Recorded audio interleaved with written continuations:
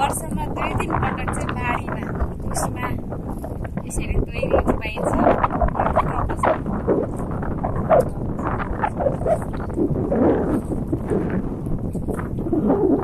माघको महिनामा जेठामा चढेर कोसी पार गरेको कोसी गरे 4-5 घन्टा 7 घन्टा होला।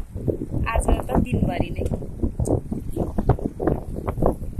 ढुङ्गामाथि चढेर कोसी पार गरिरहेको छ। कोसीमा हिँड्यो भने यसैलाई भन्दो हो life goes in the floor.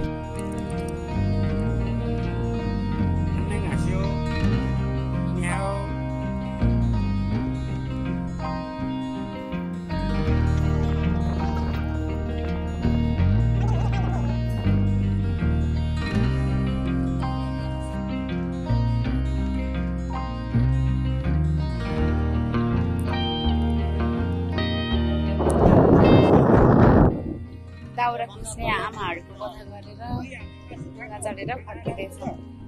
यहाँ एकदम गहिरो पानी छ अरे। अघि त हामी ड्युटी लाग्थ्यो, अहिले चाहिँ भित्रबाट जाँदैछ। अघि त छेउछेउ आएन नि, अहिले त बिचमा जाँदैछ।